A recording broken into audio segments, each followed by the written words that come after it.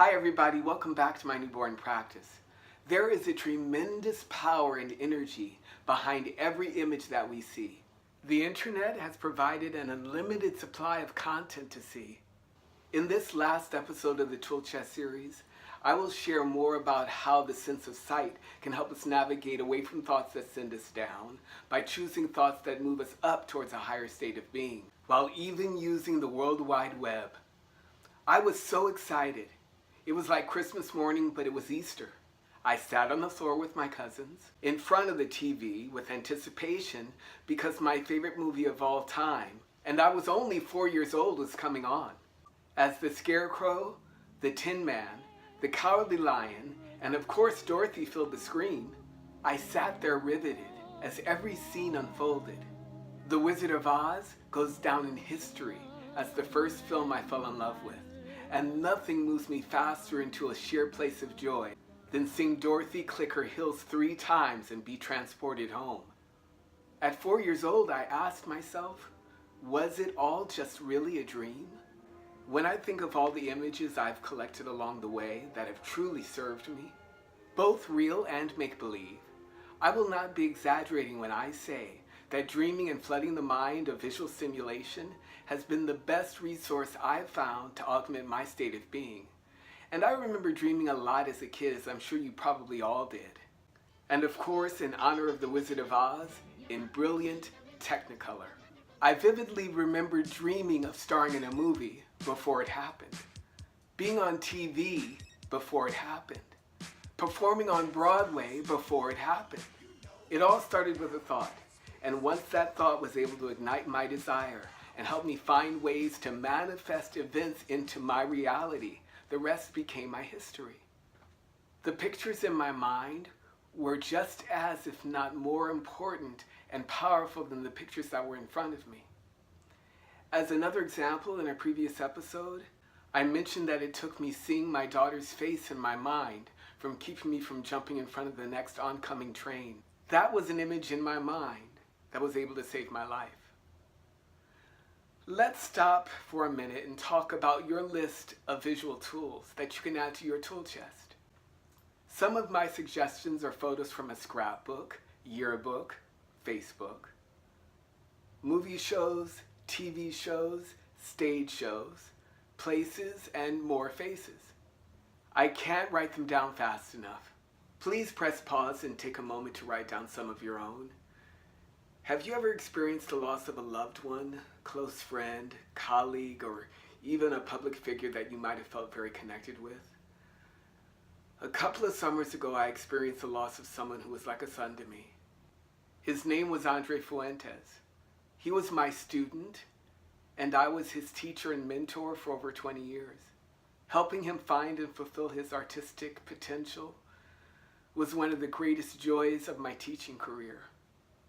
As the sun was coming up through the window on that morning, I received a telephone call from another student of mine who had also become like family to me, who told me that social media was blowing up about the news of Andre's death, and asked me if it were true and if I had seen it.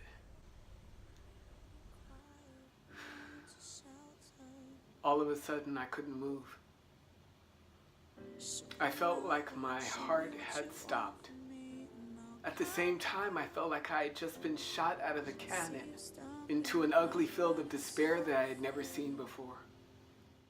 As I witnessed all my senses shutting down, sending me into deep denial, I immediately started seeing Andre's face in my mind. And when I turned on the computer, I began to see it there too. Witnessing all the images and posts of my friend and student, I was moved into a place of deep sadness and comfort at the same time.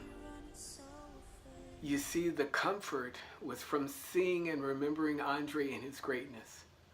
Seeing images of him choreographing for Britney and Prince, who had also taken him under his wing, and passing on the torch to so many young dancers that he would in turn mentor around the world. I found so much to be proud of in his accomplishments. My sadness was being triggered by the idea that I would never see his physical form again in this dimension. Until you put your hand in the fire, until you see how hot it is, you don't know how much you can take. The only thing that was powerful enough to shift my energy away from the sadness was looking at all the images that I had collected over the years. One of my favorites was this photo of me holding the MTV Music Video Award for Best Choreographer he received for his work on Britney's Womanizer video. It was during this time that my relationship around death really began to change. I had been reading a book that explained that the physical body was made up of less than 0.5% physical matter, and that more than 99.9% of us is pure energy. That led me to think that less than 0.5% of Andre had left this dimension, and 99.9% of him was still here. Calling him up in my memory, seeing a picture, watching a video, or remembering a specific event that I could play over and over again in my head if I wanted to, was just the start of me practicing shifting my energy using the sense of sight during this time. By doing this work daily, I began to conjure the essence of Andre back into my life in a very vivid way. It never becomes easy to move through loss or the grieving process, but the ability to use the gift of sight to conjure the visceral memory of that physical being into your present experience can surely make it less difficult. Is the concept of accumulating tools to help shift your state of being from sadness and despair to a better feeling making more sense to you now? When we make a conscious choice to take action, which is the best antidote for despair, we can equip ourselves with the power to bounce back from any challenging situation and step fully into our own personal resilience.